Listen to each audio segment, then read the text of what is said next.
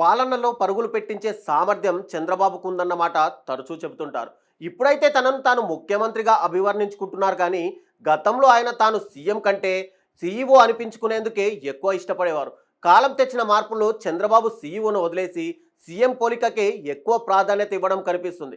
పాలనాపరంగా చంద్రబాబు సామర్థ్యాన్ని పక్కన పెడితే సంచలన నేరాలు, అనుమానాస్పద మరణాల విషయంలో ఎలా డీల్ చేయాలన్న దానిపై చంద్రబాబు ఇప్పటికీ క్లారిటీ లేదా అన్నదే ప్రశ్న.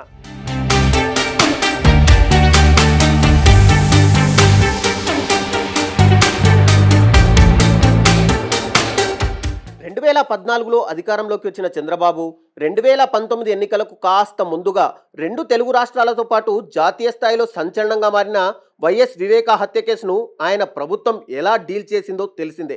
క్లియర్ కట్ హత్య కేసుకు సంబంధించిన విచారణ దూకుడుగా చేపట్టి వాస్తవాల్ని ప్రజల ముందు పెట్టే అద్భుతమైన అవకాశాన్ని మిస్ చేసుకోవడం కనిపిస్తుంది. వైఎస్ వివేక హత్య కేసులో జరిగింది ఇదన్న విషయాన్ని ఓపెన్ గా చెప్పే విషయంలో ప్రదర్శించిన తడబాటుతో జరిగిన డ్యామేజ్ గురించి తెలిసిందే. తాను ప్రతిపక్షంలో ఉన్నప్పుడు వైఎస్ వివేక హత్యాంశంపై ఎన్నిసార్లు మాట్లాడితే ప్రయోజనం ఏముంటుంది? చేతిలో అధికారం ఉన్నప్పుడు పోలీసు విచారణను వేగవంతం చేసి ఉంటే పరిస్థితి మరోలా ఉండేది. మొత్తంగా వైఎస్ వివేక హత్య కేసుకు సంబంధించి హత్య జరిగిన సమయంలో చంద్రబాబు ప్రభుత్వ స్టాండ్, ఆ తర్వాత వినిపించిన వాదనలోని వైరుధ్యం గురించి తెలిసిందే. ఆచితూచి అన్నట్లుగా ప్రదర్శించిన తీరుతో చంద్రబాబుకు నష్టమే జరిగిందన్నది మర్చిపోకూడదు. కట్ చేస్తే తాజాగా తెలంగాణకు చెందిన పాస్టర్ ప్రవీణ్ కుమార్ అనుమానాస్పద మరణం విషయంలోనూ తడబాటు కనిపిస్తుంది. రాజకీయ ప్రత్యర్థులు చేస్తున్న ప్రకటనలకు దీటుగా పోలీసుల విచారణ సాగటం ప్రభుత్వానికి డ్యామేజ్గా మారుతుంది.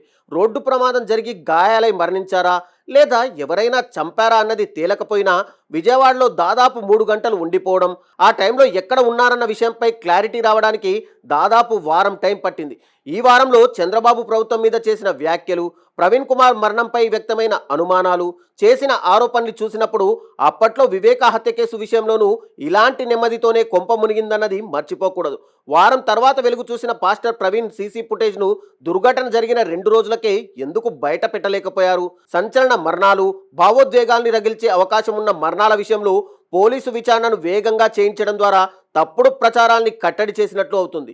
వైఎస్ వివేక హత్య కేసులోనూ అప్పటి చంద్రబాబు ప్రభుత్వంలో సాగిన విచారణ తీరులోనే ప్రవీణ్ కుమార్ ఉదంతంలోనూ స్పష్టమైన ప్రకటనకు రోజులు గడిపేయడం చంద్రబాబు ఇమేజ్ని డ్యామేజ్ చేస్తుందన్న మాట వినిపిస్తోంది.